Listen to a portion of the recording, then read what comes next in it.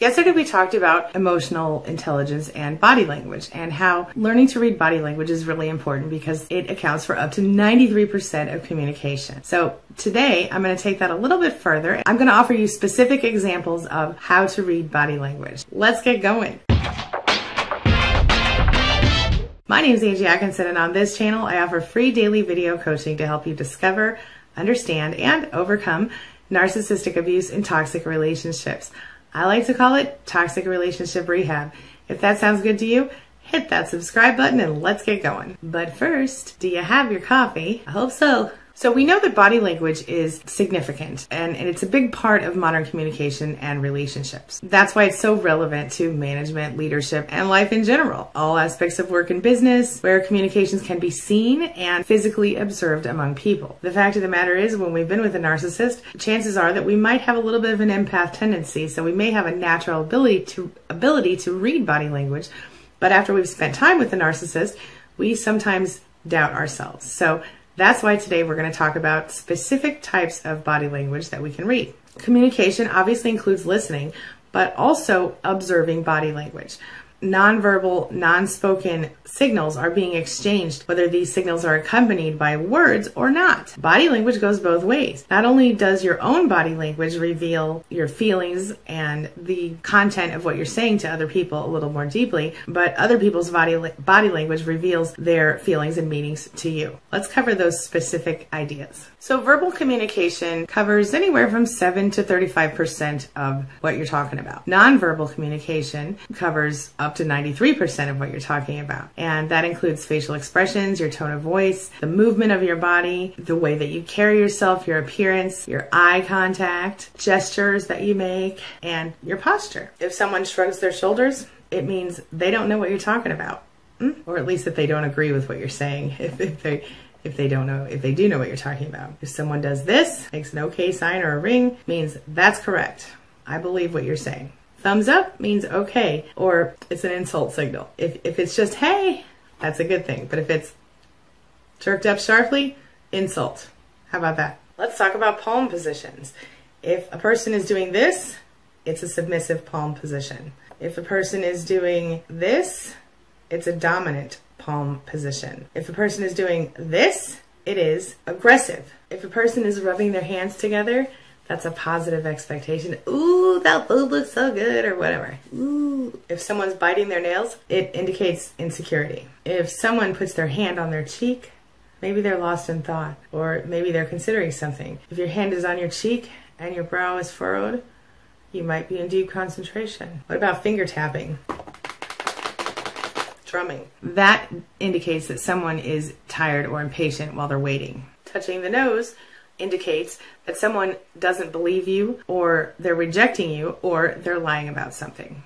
Steepling the fingers, putting the fingers together like this, demonstrates that someone is or wants to be in control or authority. So this is one of the body language examples that a lot of people in authority, bosses, managers, CEOs, use to show that they are in control.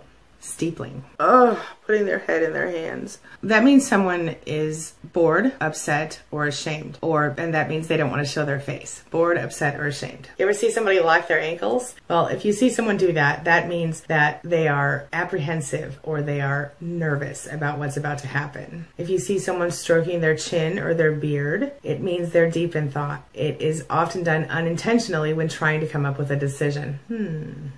Ear pulling can mean that someone's trying to make a decision, but they're not clear. They're still indecisive about it. Head nodding means that they're agreeing with you.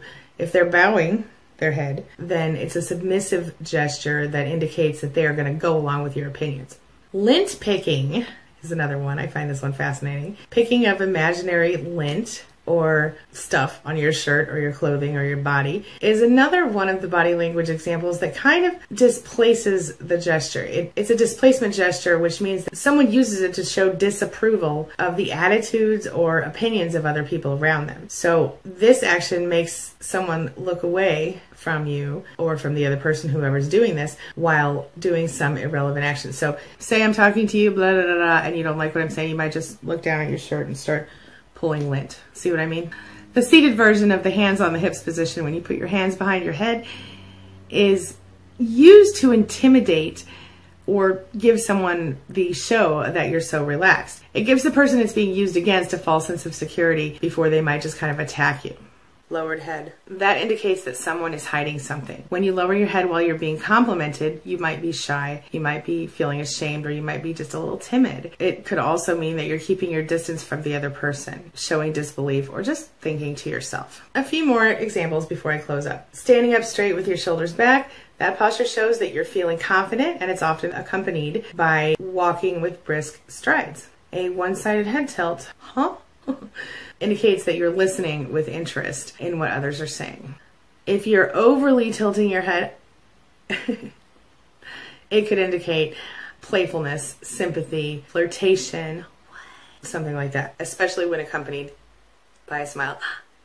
However, depending on your eyebrow or mouth gestures, a tilted head could mean that you are confused or maybe challenging someone. So you have to kind of read the whole face in that one, right? If you're looking down and away from the body, this can indicate guilt or shame. So to validate this, you can go right back to the discussion you were having and see if the body language is the same. If you're standing up with your hands on your hips, this can mean readiness, I'm ready to go, let's do this, or aggression. If you're shifting your weight from foot to foot, this could, or just moving your feet in a chair if you're sitting down, this could indicate that you're impatient or you're nervous or you're excited or scared or intimidated. If you're sitting with your legs crossed, kicking one foot, it can mean that you're bored. If you're sitting with your legs apart, you're relaxed. Rubbing your eyes means doubt or disbelief. Walking with your hands in your pocket and hunched shoulders means dejection. Hands clasped behind your back means angry, frustrated, apprehensive. If you're pinching your nose,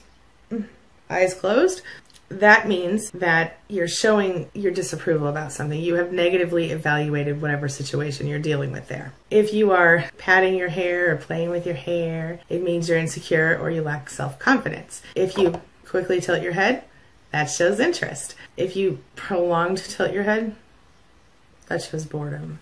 So what do you think? Have you become really good at reading body language? Are you still struggling with it? Would you like me to go into more detail on this topic in the future? Let me know. That's the question of the day. Question of the day. What are your best tips for reading someone's body language?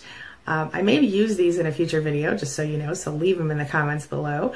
Or would you like more information about reading body language? Leave that in the comments below. If you have specific questions, I'll answer them.